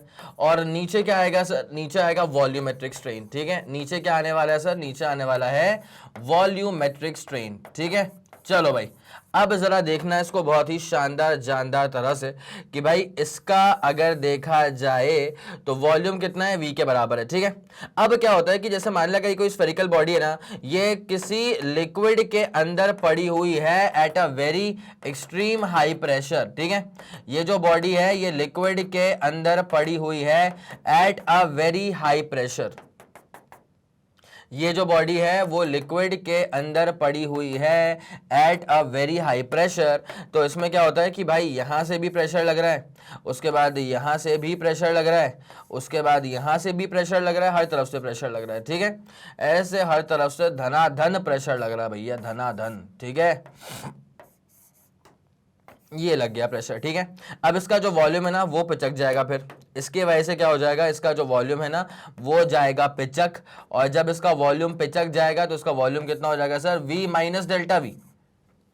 बोलो हाँ कि ना, यस सर, बात तो बिल्कुल सर, ठीक है। तो अपने पास में कहानी में क्या आ जाएगा, नॉर्मल स्ट्रेस, तो चल ठीक है, जो भी अपने पास रहेगा ना, मतलब प्रेशर क्या होता है, मतलब स्ट्रेस क्या होता है, फोर्स अपॉन एरिया। स्ट्रेस क्या होता है सर, फोर्स अपॉन एरिया। मैं इसको प्रेशर बोलूं चलेगा सर, सिर्फ प्रेशर लिख दिया मैंने। अपॉन नीचे क्या होगा सर, वॉल्यूमेट्रिक स्ट्रेन, मतलब change in volume upon original volume. और जो चेंज इन वॉल्यूम है वो नेगेटिव होगा, ठीक है। जो चेंज इन वॉल्यूम है सर वो कैसा हो जाएगा, नेगेटिव हो जाएगा। तो माइनस डेल्टा वी अपॉन ऊपर कितना पहुंच जाएगा, वी। ये रहेगा अपने पास में बल्क मॉड्यूलस ऑफ इलास्टिसिटी। अब इसकी अपन यूनिट निकाल दें, अब अपन इसकी यूनिट निकाल दें। यूनिट क्या हो जाएगी इसकी, जरा गौर करना।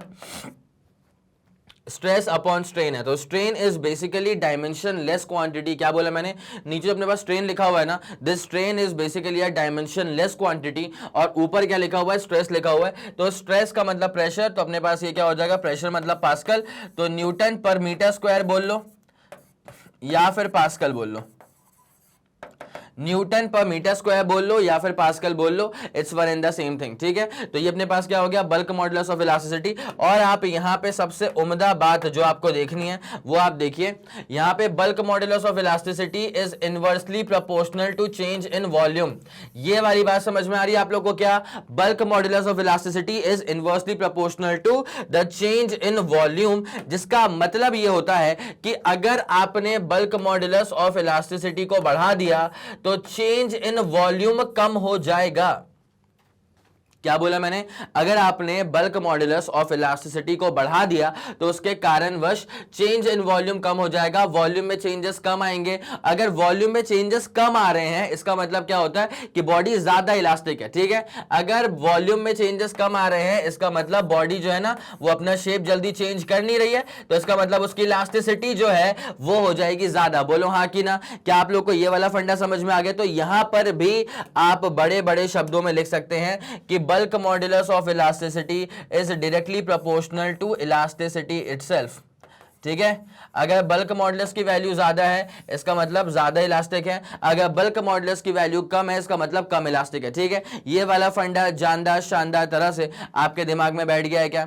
यस सर, ये वाला फंडा शानदार तरह से हमारे दिमाग में बैठ चुका है, ठीक है। अब जरा गौर करना इसके जो खास फीचर्स हैं, ठीक है, इसके जो अल्टीमेट फीचर्स है इस पर अपन ध्यान देते हैं। तो अभी अपन लोगों ने क्या फिगर आउट कर लिया कि ठीक है भैया, bulk modulus of elasticity is normal stress मतलब प्रेशर अपॉन वॉल्यूमेट्रिक स्ट्रेन, तो change in volume upon original volume, ठीक है। इंपॉर्टेंट चीज ये कि bulk modulus deals with change in volume, ठीक है। Bulk modulus of elasticity deals with change in volume, और वॉल्यूम तो सॉलिड के पास भी होता है, लिक्विड के पास भी होता है, गैस के पास भी होता है। इसका मतलब क्या होता है कि bulk modulus deals with solid, liquid and gases, all the states of matter, ठीक है। Bulk modulus deals with solid, liquid and gases, ठीक है। Bulk modulus of elasticity deals with solid, liquid and gases. क्या आपको ये वाली बात समझ में आ गई? सर बिल्कुल आ गई समझ में, ठीक है। अब यहां से जरा गौर करना बहुत ही शानदार चीज के ऊपर, ठीक है। अब मैं डेल्टा वी की बात करता हूं, ठीक है। चेंज इन वॉल्यूम, सुनना मेरी बात को, चेंज इन वॉल्यूम अगर सॉलिड में सबसे कम चेंज इन वॉल्यूम होगा, ठीक है। बिकॉज सॉलिड में ना अगर आपने फोर्स अप्लाई करा तो उतना करेक्टली वो रिस्पॉन्ड नहीं करता, उसका खुद का स्टिफनेस भी तो होती है, ठीक है। तो वॉल्यूम में चेंज कम आएगा। अच्छा, लिक्विड में फिर ये मॉडरेट है, ठीक है। और सबसे ज्यादा चेंज इन वॉल्यूम जो है ना वो आता है गैसेस में। बोलो हाँ कि ना। S for solid, L for liquid, G for gases, delta V stands for change in the volume, ठीक है। तो अब एक बात समझते हुए चलना, अभी हमने क्या फिगर आउट किया था कि bulk modulus of elasticity is inversely proportional to change in volume. इसका मतलब अगर सॉलिड का वॉल्यूम में चेंज सबसे कम है तो बल्क मॉडुलस सॉलिड का सबसे ज्यादा है, लिक्विड का मॉडरेट है, सबसे कम बल्क मॉडुलस जो है वो गैसेस का है। और हमने क्या फिगर आउट किया था सर कि bulk modulus is basically proportional to क्या होता है, ये तो अपन देख चुके थे यहां पे। बल्क मॉडुलस प्रोपोर्शनल टू क्या होता है सर? इलास्टिसिटी होता है। तो अगर ऐसी बात है तो इलास्टिसिटी सबसे ज्यादा सॉलिड्स की है, इलास्टिसिटी ऑफ सॉलिड सबसे ज्यादा है, लिक्विड्स मॉडरेट है, और सबसे कम जो अपने पास इलास्टिसिटी है वो है गैसेस की। सबसे कम जो अपने पास में इलास्टिसिटी है वो किसकी है सर? गैसेस की इलास्टिसिटी सबसे ज्यादा कम है, ठीक है। क्या आप लोगों के दिमाग में ये वाला फंडा शानदार तरह से बैठ गया? मैं चाहूंगा जल्दी से जल्दी आप इसका स्क्रीनशॉट लेंगे, उसके बाद फिर कहानी में आपको आगे लेके चलते हैं। This is all done to you. Yes sir, ये वाला फंडा पूरा क्लियर हो चुका है। और अगर आप लोगों ने इसका स्क्रीनशॉट नहीं लिया है तो इसका स्क्रीनशॉट ले लो पहली फुर्सत में, ठीक है।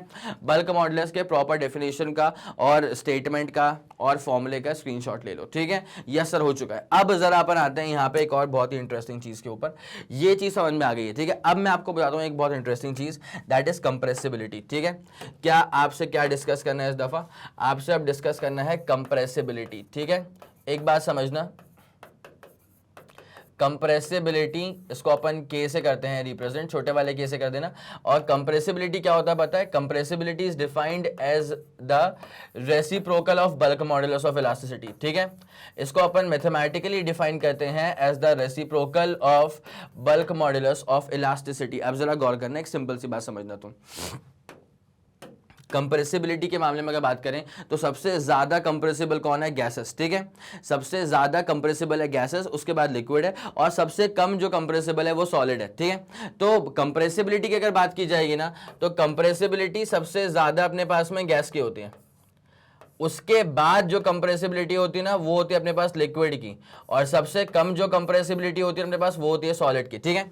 अब मैंने ये कहा था कि compressibility is the reciprocal of bulk modulus, इसका मतलब जो कंप्रेसिबिलिटी का ऑर्डर है ना उसका उल्टा ऑर्डर किसका होगा? बल्क मॉड्यूलस का, विच मींस दिस कि अगर कंप्रेसिबिलिटी गैस की सबसे ज्यादा है तो बल्क मॉड्यूलस गैस का सबसे कम है, ठीक है, लिक्विड का मॉडरेट है। अगर कंप्रेसिबिलिटी सॉलिड्स की सबसे कम है तो बल्क मॉड्यूलस सॉलिड का सबसे ज्यादा है। आप देख सकते हैं कि सॉलिड का जो बल्क मॉड्यूलस था वो सबसे हाईएस्ट था, यहां पर भी हाईएस्ट है। गैस का बल्क मॉड्यूलस लोएस्ट था, यहां पर भी लोएस्ट है। क्या आप लोगों को ये वाली बात समझ में आ गई है? तो मैं चाहूंगा कि एक दफा आप इसका भी स्क्रीनशॉट लेंगे यार, ठीक है। कंप्रेसिबिलिटी का मसला भी पूरा क्लियर हो चुका है। और इसकी यूनिट क्या हो जाएगी भाई? जो बल्क मॉड्यूलस की थी यूनिट उसका रेसिप्रोकल मार देना, ठीक है। तो वो थी न्यूटन पर मीटर स्क्वायर, ये हो जाएगा मीटर स्क्वायर पर न्यूटन, ठीक है। तो कंप्रेसिबिलिटी की यूनिट जो है वो है 1 अपॉन बल्क मॉड्यूलस, इसका मतलब क्या है? न्यूटन पर मीटर स्क्वायर का उल्टा करेंगे तो metre square per newton, metre square per newton, this is going to be the unit for compressibility. बताओ ये वाला फंडा पूरा क्लियर है? यस सर, ये वाला फंडा जानदार शानदार तरह से क्लियर है, ठीक है। चले निपटाया जाएगा इसको भी। अब आते हैं तीसरे पे, जो कि होता है मॉड्यूलस ऑफ रिजिडिटी।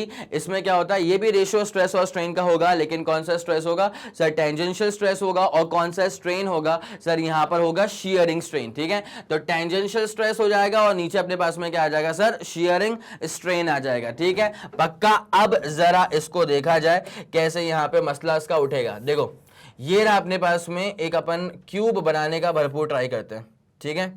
क्यूब या क्यूबॉइड बनाने का अपन भरपूर ट्राई करते हैं। यस सर, ध्यान दीजिए, ये अपन ने बना दिया। अब क्या हुआ कि अब अगर ना मान लो कि मैंने ना ऐसे फोर्स अप्लाई कर दिया इसके ऊपर, ठीक है। अगर मान लो कि हमने ऐसे करके इस वाले फेस पर एक फोर्स अप्लाई कर दिया है, लेट्स सपोज एफ के अमाउंट का, तो बेसिकली क्या होने वाला है? टिल्ट होने वाला है। ये जो पूरा सेटअप है ना, अब ये हो जाएगा टिल्ट। तो जो ये वाला फेस था वो टिल्ट होकर के ऐसे आ जाएगा यहाँ पे, बोलो हाँ कि ना। जो ये वाला फेस था वो टिल्ट होकर के ऐसे आ जाएगा यहाँ पे, बोलो हाँ कि ना। और ये ऐसे, ठीक है। उसके बाद जब धक्का इसको पड़ा तो ये वाला फेस जो है ना वो आगे शिफ्ट हो जाएगा हल्का सा, तो ये आगे शिफ्ट हो जाएगा, इतना मान ले, इतना शिफ्ट हो गया, और फिर ये ऐसे हो जाएगा। और यहाँ पर भी ये आगे शिफ्ट हो जाएगा हल्का सा, बोलो हाँ कि ना। और उसके बाद फिर इसको अपन ने नीचे कर दिया है। चले क्लियर है इतना पूरा फंडा? ये क्यूब जो है ना वो हो चुका है टिल्ट, जबरदस्त तरह समझ में तो आ रहा होगा मेरे ख्याल से, ठीक है। अब देख क्या होता है ना कि यहाँ पर जो एंगल्स इन्वॉल्व होते हैं, मान लेते हैं कि ये एंगल अपने पास में थीटा है, ठीक है। ये जो लेंथ है दिस इज एल के बराबर, और ये जो अपर फेस का डिस्प्लेसमेंट जो हो रहा है ना सर वो आ गया मान लीजिए डेल्टा एल के बराबर, ठीक है। अगर मैं आपसे पूछूं कि what is the value for the shearing strain, अगर मैं आपसे पूछूं कि what is the value for the shearing strain, तो आप समझिए शियरिंग स्ट्रेन को थीटा से करेंगे रिप्रेजेंट, और ये बेसिकली क्या होता है? Length of arc by radius होता है, ठीक है। तो यहाँ पे अपर फेस का displacement is serving as the length of the arc, और नीचे क्या होता है? Radius is basically L is serving as the radius, ठीक है। This is in total shearing strain अपने पास हो चुका है, ठीक है। ये अपने पास में क्या हो चुका है सर? शियरिंग स्ट्रेन हो चुका है। अब मैं आपसे इस बात पे आपका गौर फरमाना चाहूंगा, जैसे अब मैं आपसे पूछ रहा हूँ what is the shear modulus of elasticity, ठीक है। यहाँ पे जो जी होता है ना इसको अपन बोलते हैं, या तो फिर बोल दो उसको शियर मॉड्यूलस ऑफ इलास्टिसिटी, या तो फिर इसको अपन कहते हैं मॉड्यूलस ऑफ रिजिडिटी, ठीक है। इसके दो नाम होते हैं, इसके बेसिकली दो नाम होते हैं, या तो मॉड्यूलस ऑफ इलास्टिसिटी, या तो फिर आप इसको कह सकते हैं as the shear modulus of rigidity, या तो आप इसको कह सकते हैं शियर मॉड्यूलस ऑफ इलास्टिसिटी, ठीक है। या तो आप इसको कह सकते हैं शियर मॉड्यूलस ऑफ इलास्टिसिटी। दो चीजें हो चुकी हैं, मॉड्यूलस ऑफ रिजिडिटी या फिर शियर मॉड्यूलस ऑफ इलास्टिसिटी, ठीक है। तो अपने पास क्या हो जाएगा? स्ट्रेस अपॉन स्ट्रेन तो है ही, तो स्ट्रेस किस तरह का स्ट्रेस है सर? ये टेंजेंशियल स्ट्रेस है। स्ट्रेस किस तरह का स्ट्रेस है सर? ये टेंजेंशियल स्ट्रेस है। और स्ट्रेन किस तरह का स्ट्रेन है सर? ये शियरिंग स्ट्रेन है, ठीक है। तो टेंजेंशियल स्ट्रेस है और स्ट्रेन का नेचर कैसा है सर, ये शियरिंग स्ट्रेन का नेचर है, ठीक है। चलिए, तो अपने पास टेंजेंशियल स्ट्रेस क्या हो जाएगा sir, basically force upon area. Stress basically क्या होता है, प्रेशर, फोर्स अपॉन एरिया। तो आप इसको लिख देंगे फोर्स अपॉन एरिया और नीचे अपन कर देंगे क्या, थीटा, ठीक है। तो अपने पास में क्या हो जाएगा, ये फोर्स अपॉन एरिया और थीटा बेसिकली क्या होता है, चेंज इन ये डेल्टा एल अपॉन नीचे क्या आ गया था, एल आ गया था। तो आप इसको सॉल्व आउट करेंगे तो ये एफ एल अपॉन ए टाइम्स डेल्टा एल आ जाएगा। क्या आप लोगों को ये वाली बात समझ में आ गई है, पक्का श्योर हैं आप लोग? अब जरा गौर करते हुए चलेगा, यहाँ पे ना चेंज इन शेप होता है, ठीक है। और शेप अपने पास सिर्फ और सिर्फ सॉलिड्स के पास होता है, लिक्विड और गैसेस के पास में कोई शेप नहीं होता है, ठीक है। तो यहाँ पे अपन क्या बोल देंगे कि सिंस जी, यहाँ मतलब जी मतलब क्या होता है, modulus of rigidity deals with shape, deals with shape, और शेप तो होता है सिर्फ सॉलिड्स के पास ही, ठीक है। तो देयरफॉर अपन कह सकते हैं कि modulus of rigidity is involved only in solids, ठीक है। This is involved only in solids, ठीक है। ये सिर्फ और सिर्फ सॉलिड्स में ही चल रहा है, लिक्विड और गैसेस में नहीं चलेगा, बिकॉज वहां पे कुछ शेप नहीं होता है, ठीक है। मेरे ख्याल से ये वाला फंडा पूरा क्लियर है। जल्दी आप इसका स्क्रीनशॉट लेंगे, फिर आपको इससे आगे बढ़ाते हैं, क्वेश्चंस पे लेकर के आते हैं, ठीक है। बोले कि आप लोगों के दिमाग में यहाँ तक का फंडा पूरा क्लियर हो चुका है? यस सर, यहाँ तक का फंडा शानदार जानदार तरह से क्लियर हो चुका है सर, ठीक है। चलो भैया, इसको उड़ाया जाए। ओके, इसका आप लोगों ने डेफिनेशन भी नोट कर लिया होगा। अब आपको लेकर के आते हैं एक बहुत ही शानदार से क्वेश्चन की तरफ, ठीक है। अ 5 centimetre cube has its upper face displaced by 0.2 centimetre, ठीक है। तो जो डायग्राम यहाँ पे बना हुआ था ना, we can use this diagram, ठीक है। इसको अपन यूज कर सकते हैं इस डायग्राम को। तो एक काम करो, मैं बाकी सारी जो चीजें यहाँ पे इन्वॉल्व उसको मिटा रहा हूँ, ठीक है। अभी के लिए बाकी सारी जो यहाँ पे चीजें इन्वॉल्व है ना, उसको मिटा रहा हूँ। अब सिर्फ अपन क्वेश्चन के रेफरेंस में इसको यूज करने वाले हैं, सिर्फ क्वेश्चन के रेफरेंस में हम इसको यूज करने वाले हैं। तो क्या बोला गया इसके अंदर, 5 सेंटीमीटर क्यूब मतलब उसका लेंथ जो है ना वो है सर 5 सेंटीमीटर, ठीक है। तो अपन यहाँ पे लिख देते हैं कि जो एल है ना, दिस इज 5 सेंटीमीटर। सेंटी मतलब क्या है, 10 की पावर -2, ठीक है। तो 5 सेंटीमीटर उसकी लेंथ है, इज डिस्प्लेस्ड बाय 0.2 सेंटीमीटर, ठीक है। तो यहाँ पर बेसिकली क्या हो रहा है कि 5 सेंटीमीटर क्यूब था, मतलब एल की वैल्यू हो गई 5 centimetre. Upper face is displaced by 0.2 centimetre, इसका मतलब डेल्टा एल कितने का आ गया सर, 0.2 का आ गया, ठीक है। तो अपन क्या कर देंगे यहाँ पे, डेल्टा एल इज 0.2 सेंटीमीटर, इसका मतलब क्या है, 10 की पावर -2 मीटर। बोलो कोई दिक्कत तो नहीं है।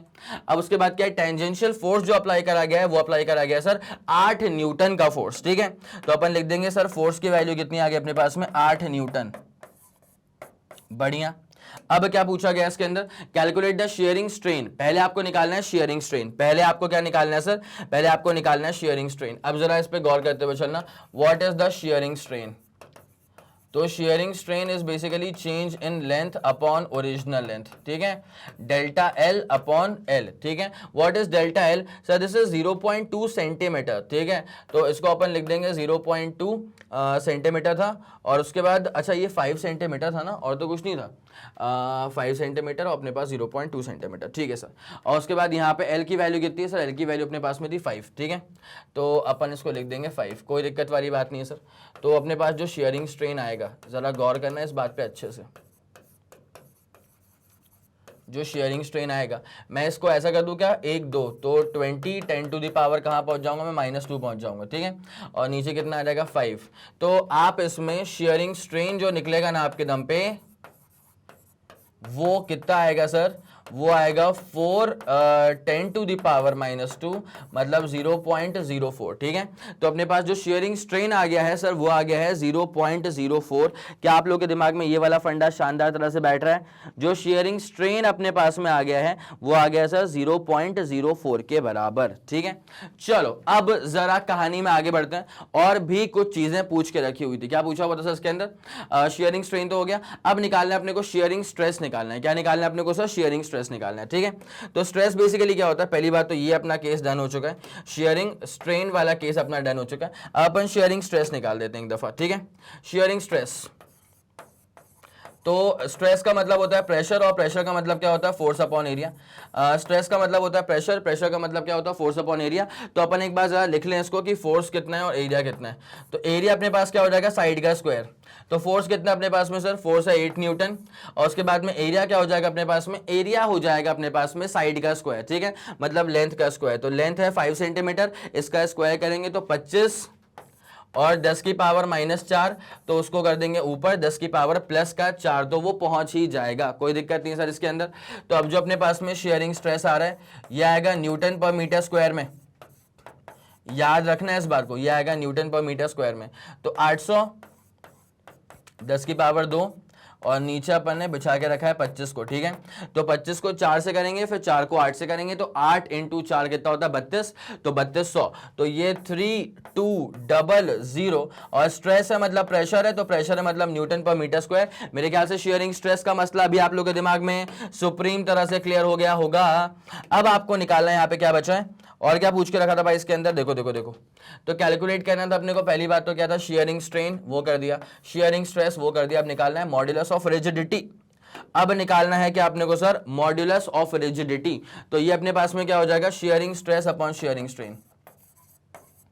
मॉड्यूलस ऑफ रिजिडिटी अपने पास में क्या हो जाएगा सर, शेयरिंग स्ट्रेस अपॉन नीचे क्या हो जाएगा सर, शेयरिंग स्ट्रेन, ठीक है।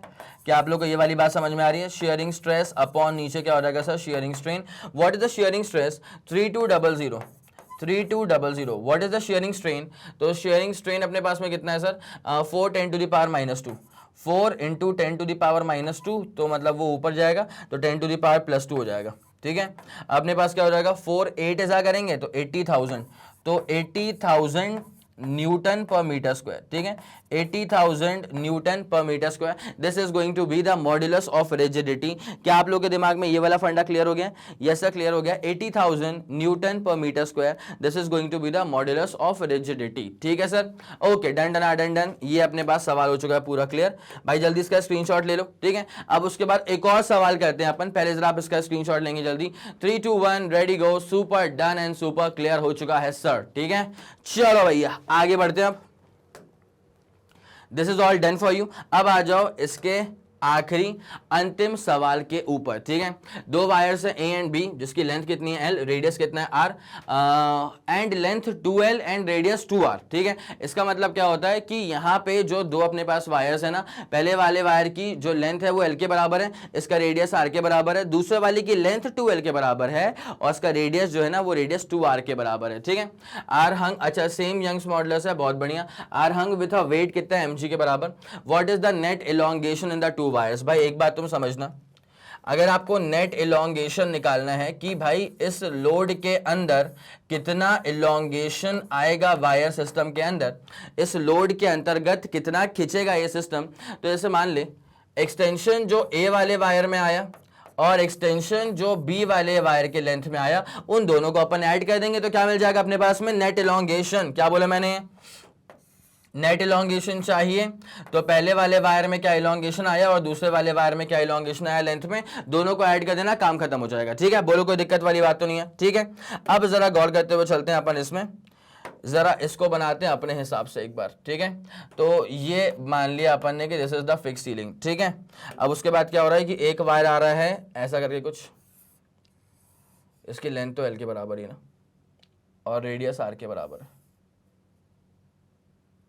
उसके बाद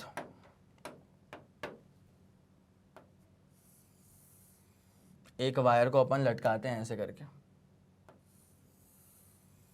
ठीक है। अब इसकी जो लेंथ है ना सर, वो पहले वाले की लेंथ की डबल है। इसकी लेंथ अपन 12 मानते हैं और इसका रेडियस भी अपन क्या मानेंगे सर, फिर 12 ही मानेंगे इसका रेडियस भी, ठीक है। इसका जो रेडियस होगा ना सर, इसको भी अपन फिर क्या मानेंगे सर, 12 ही मानेंगे। और यहाँ पर एक वेट को आपने अटैच करके रख दिया है, तो कोई दिक्कत वाली बात नहीं है, कर दो अटैच। तो वेट जो आपने अटैच करा है ना, मास बेसिकली m के बराबर था, तो वेट अपने पास कितना हो जाएगा इसका mg। मास m के बराबर था तो वेट अपने पास में कितना हो जाएगा इसका सर, mg के बराबर, ठीक है। वो a वाला वायर है ऊपर वाला, ये बी वाला वायर है, इसका जो लेंथ है वो एल है, इसका जो रेडियस है वो आर है, इसका जो लेंथ है वो 2l है, इसका जो रेडियस है वो 2r है। ठीक है, कोई दिक्कत वाली बात तो नहीं है। ठीक है सर, अब आते हैं अपन एक जनरल फॉर्मूला के ऊपर। देखो भाई यहाँ पे लेंथ वगैरह में चेंजेस आ रहे हैं तो फिर you have to deal with Young's modulus. ठीक है, यहाँ पे आपको डील करना पड़ेगा यंग्स मॉड्यूलस के साथ साथ। ठीक है, तो यंग्स मॉड्यूलस का जो जनरल फॉर्मूला होता है वो होता है क्या, स्ट्रेस अपॉन स्ट्रेन। तो स्ट्रेस बेसिकली क्या होता है, प्रेशर, प्रेशर क्या होता है, फोर्स अपॉन एरिया, और यहाँ पे क्या आता है स्ट्रेन, तो चेंज इन लेंथ, और ऊपर क्या हो जाएगा ओरिजिनल लेंथ। ठीक है, तो देयरफॉर जो डेल्टा एल अपन निकालेंगे ना वो क्या हो जाएगा y into pi into are का स्क्वायर। डेल्टा एल क्या हो जाएगा अपने पास, अच्छा एक सेकेंड, डेल्टा एल अपन को निकालना है तो अपने पास क्या हो जाएगा F L upon Y into pi are का square. This is going to be the general formula. ठीक है, ये अपने पास में क्या हो जाएगा सर, ये अपने पास में क्या हो जाएगा सर, जनरल फॉर्मूला हो जाएगा। y is equal to F upon pi are का स्क्वायर और डेल्टा एल, और ऊपर गया अपने पास l। ठीक है, डेल्टा एल निकालना है F L upon Y into pi into are का स्क्वायर। ठीक है, अब अपन निकालते हैं पहले एक्सटेंशन ए वाले वायर में, फिर अपन निकालते हैं एक्सटेंशन बी वाले वायर में। ठीक है, सुनते हुए चलना अच्छे से, एक्सटेंशन ए वाले वायर में निकालेंगे, फिर एक्सटेंशन बी वाले वायर में निकालेंगे। जब मैं डेल्टा एल ए वाले वायर का निकालूंगा ना, फोर्स कितना है mg है, लेंथ कितना है l के बराबर है, और यंग्स मॉडुलस सेम था पाई, और रेडियस भी कितना था सर, रेडियस भी r के बराबर था, तो अपने पास कितना हो जाएगा y पाई r का स्क्वायर। ठीक है, कोई दिक्कत नहीं है। जब अपन चेंज इन लेंथ निकालेंगे दूसरे वाले वायर के अंदर, अपने पास क्या हो जाएगा, वेट अभी भी कितना है mg के बराबर है, दूसरे वाले वायर का लेंथ कितना है 2l के बराबर है, और यंग्स मॉडुलस सेम है, पाई सेम है, और रेडियस इस दफा 2r के बराबर है, 2r का स्क्वायर करेंगे तो क्या हो जाएगा सर, ये 4 इंटू r का स्क्वायर हो जाएगा। ठीक है, तो mgl, और नीचे अपने पास में क्या आएगा पता है, देखो यहाँ 2 से कट गया तो 2y पाई आर का square, 2y pi into are का स्क्वायर। ठीक है, तो डेल्टा एल ए भी आ गया, डेल्टा एल बी भी आ गया। आपको निकालना क्या था सर, नेट एलोंगेशन। ठीक है, आपको निकालना क्या था सर कि what is the net elongation, तो सर वो अपने पास क्या हो जाएगा, एक्सटेंशन जो लेंथ में आ रहा है ए वाले वायर के, एक्सटेंशन जो लेंथ में आ रहा है बी वाले वायर के, तो अपने पास में कितना हो जाएगा, ये डेल्टा एल कितना है mgl upon Y pi are का स्क्वायर, और फिर दूसरे वाले को इसमें अपन ऐड कर देंगे। जल्दी से मुझे इसका कंप्लीट आंसर बताओ, फिर अपन कहानी में इसमें आगे चलने वाले हैं। एक बार सेल्फ ट्राई करो, जल्दी मुझे चलें फिर। ठीक है, यहां तक पहुंच गए थे, ओके सर। तो mgl अपॉन नीचे क्या आ जाएगा sir, y into pi into are का स्क्वायर। उसके बाद फिर डेल्टा एल भी अपने पास कितना आ जाएगा, mgl upon twice of y into pi into are का स्क्वायर। तो एक काम कर लेना, mgl upon y into pi into are का स्क्वायर कॉमन निकाल लेना, तो बचेगा 1 प्लस 1/2, और 1 प्लस 1/2 कितना हो जाएगा सर, 3/2 हो जाएगा। तो अपने पास जो नेट एलोंगेशन बचेगा वो आ जाएगा 3/2 mgl अपॉन नीचे आ जाएगा y into pi into are का स्क्वायर। क्या आप लोग के दिमाग में ये वाला फंडा पूरा क्लियर हो चुका है? मैं चाहूंगा कि आप इस शानदार सी स्लाइड का स्क्रीनशॉट लेंगे, वो भी जल्दी, तुरंत से पहले फुर्ती में। हो गया सर? यस सर, क्लियर हो चुका है ये वाला पूरा फंडा। और ये था अपने पास में क्वेश्चन। ठीक है, this is all done for you. तो मैं उम्मीद करता हूं कि आपको ये वीडियो पसंद आया होगा, आपको ये वीडियो इन्फॉर्मेटिव लगा होगा। अगर आपको लगा कि इस वीडियो ने आपकी हेल्प करी है तो फिर बनता ही है कि आप इस वीडियो को लाइक करेंगे, और उसके बाद इस वीडियो को पूरा फैला दो अपने सारे मित्र मंडल में। सबको मालूम चल जाना चाहिए कि मैग्नेट ब्रेन्स के चैनल पर प्लेलिस्ट में फिजिक्स में क्या क्या शानदार चीजें ऐड हो चुकी हैं और क्या जबरदस्त चीजें और भी आप तक जल्द से जल्द पहुंचने वाली है। Just keep yourself updated in the playlist. ठीक है, अगर आपका कोई भी फीडबैक है या सजेशन है, तारीफ है या बुराइयां हैं या जो कुछ भी है, वो बड़ी प्यार भरे शब्दों में अपनी सारी बातें आप मुझ तक पहुंचा सकते हैं यूजिंग द कमेंट सेक्शन। ठीक है, आपके फीडबैक पर ही फोकस करके वीडियोस की जो क्वालिटी होती है वो इस टॉप नॉच लेवल तक पहुंचती है, फिर आप तक डिलीवर हो पाती है। ठीक है, इसी के साथ खत्म करेंगे इस पूरे वीडियो को। और जैसे कि आप सब लोग जानते हैं कि मैग्नेट ब्रेन जो प्रोवाइड करता है वो है English medium as well as Hindi medium वाली classes with entire full complete syllabus coverage, CBSE board, Delhi board, Bihar board, UP board, MP board, Rajasthan board और वैदिक मैथ्स क्रैश कोर्स और स्पोकन इंग्लिश। इसके अलावा अगर आपको कोई भी इंफॉर्मेशन चाहिए तो आप मैग्नेट ब्रेन्स के ऑफिशियल वेबसाइट पर जाकर के विजिट कर सकते हैं। Thank you so much.